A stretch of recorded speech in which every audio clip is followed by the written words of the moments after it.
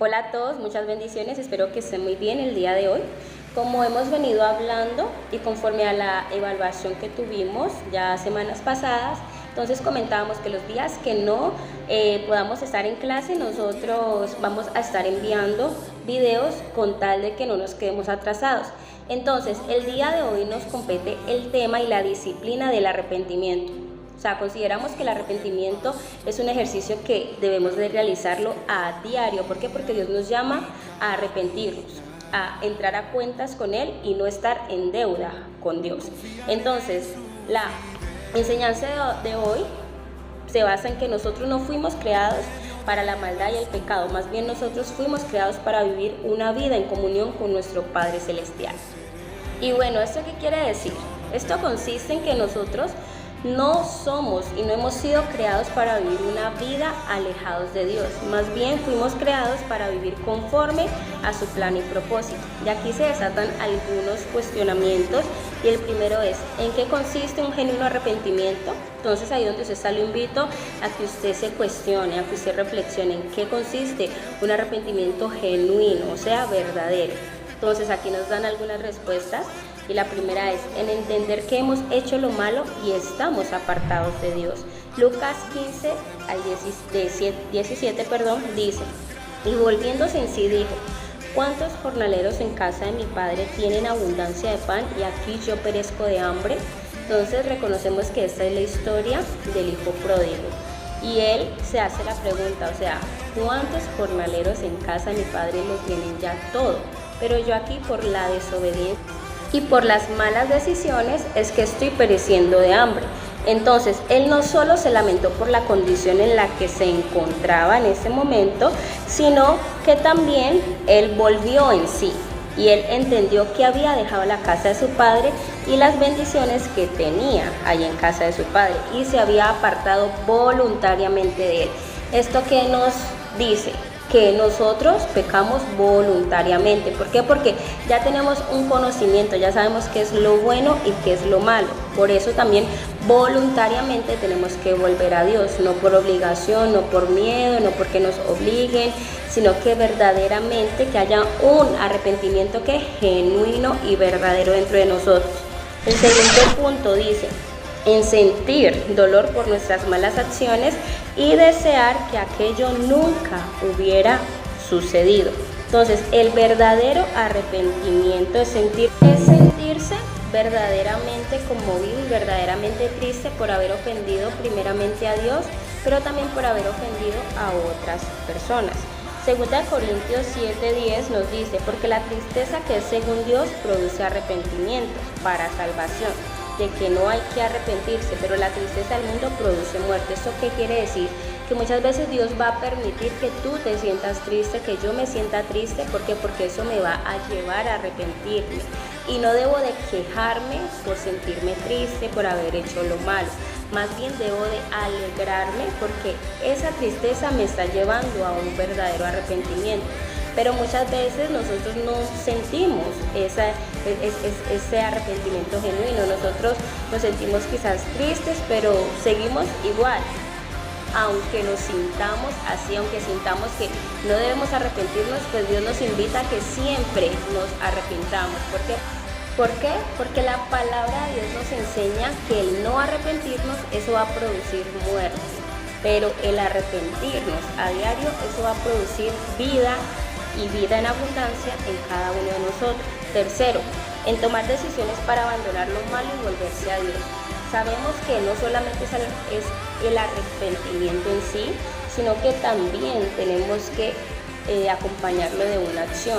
Y muchas veces Dios nos está diciendo, eso que estás haciendo está mal, tú pides perdón por lo que estás haciendo, pero lo dejas de hacer, o sea que te apartas de ello. Entonces el hijo pródigo no solamente se lamentó pensando qué bueno sería volver a la casa de mi padre, sino que él también tomó la decisión de volver a la casa de mi padre y dijo, me levantaré e iré a mi padre. Y le confesó a su padre, he pecado contra ti y he pecado contra el cielo. O sea, él reconoció. Entonces, él reconoció su pecado y reconoció su posición actual, pero no se quedó allí, él accionó. Cuarto punto, entonces nos dicen confesar nuestros pecados con humildad y sinceridad de corazón. ¿Por qué? Porque así como el Hijo le dijo al Padre, he pecado contra el cielo y contra ti, y yo no soy digno de ser llamado tu hijo, entonces la Biblia nos enseña que si nosotros confesamos nuestros pecados, el Padre es fiel y justo para perdonar nuestros pecados y limpiarnos de toda maldad.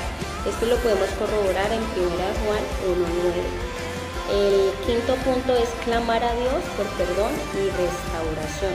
Solo cuando confesamos entonces nuestros pecados y pedimos perdón de todo corazón en el nombre de Jesús su Hijo, podemos ser reconciliados con Dios y recibir su restauración. El que encubre su pecado no va a prosperar nunca, mas el que los confiesa y se aparta alcanzará misericordia. Eso también lo podemos corroborar en Proverbios 28:3. Entonces, para ir resumiendo un poco, las bendiciones que se obtienen de un genuino arrepentimiento, entonces esto nos va a traer a nosotros restauración, también nos va a traer a nosotros la paz de Dios.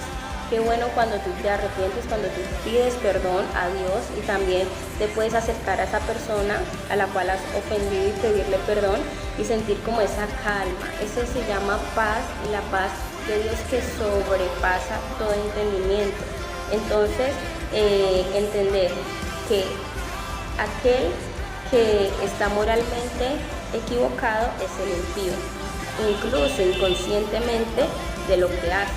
Entonces hay muchas personas que inconscientemente hacen las cosas y piensan que sí, pueden seguir viviendo su vida, pero recordemos que en Dios existe algo que se llama consecuencias. Así como cuando tú haces lo bueno, vienen a ti consecuencias buenas, asimismo, cuando tú haces lo malo, vienen a ti consecuencias malas. Entonces, el arrepentimiento muchas veces no es solamente con Dios, es primeramente con Dios, claro, pidiendo perdón al Espíritu Santo por haberlo ofendido, pidiéndole perdón a Jesús, que es el que verdaderamente hace como el trabajo de reconciliarnos nuevamente con el Padre, pero también ir a esa persona y nosotros dejar de ser impíos y tomar esa posición de hijos y reconocer nuestra falla, reconocer nuestro reconocer nuestro error. Eso también nos va a traer una sanidad interior y nos va a restaurar, también nos va a permitir sanar a otros.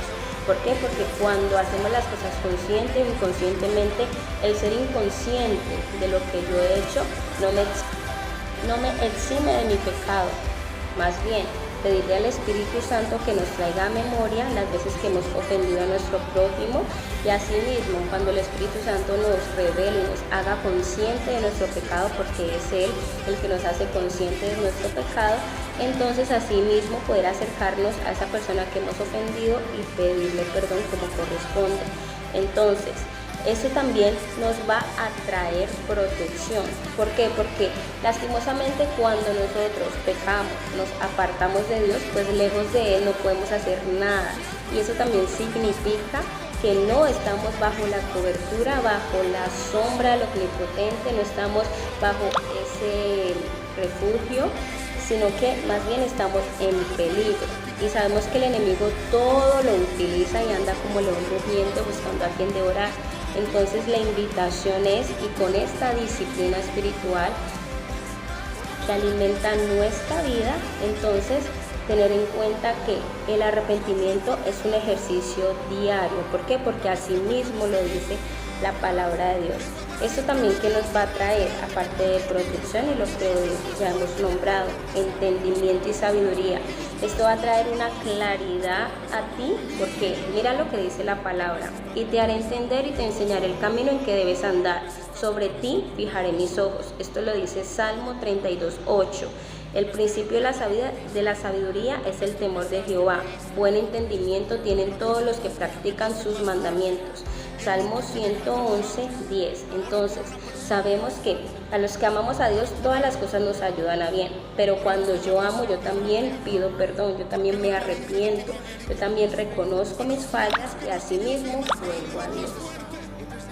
Y ya por último, entonces tenemos la prosperidad. Dice la palabra de Dios que muchos dolores habrá para el impío, mas el que espera en Jehová le rodea la misericordia. Alegraos en Jehová y gozaos justos y cantad con júbilo todos vosotros los rectos de corazón. Esto lo dice Salmo 32, 10, 11. Entonces aquí la misericordia de Dios significa la bondad y el favor que Dios da a los que en Él confían. Nosotros no tenemos falta de ninguna cosa cuando su favor y recompensa nos rodean, porque todos nuestros caminos estarán en armonía con su perfecta voluntad. Entonces nos gozamos de bendición y de la prosperidad de Dios en todas las áreas de nuestras vidas. Entonces, esto nos enseña que sí vale la pena el arrepentirnos, sí vale la pena el buscar a Dios, sí vale la pena el pedir perdón. Entonces, Dios me los bendiga. Espero que si tienen o inquietud, pues nos la hagan saber en la próxima clase, o si no, por aquí por el grupo podemos despejar cualquier duda o inquietud. Que estén muy bien. Dios les bendiga.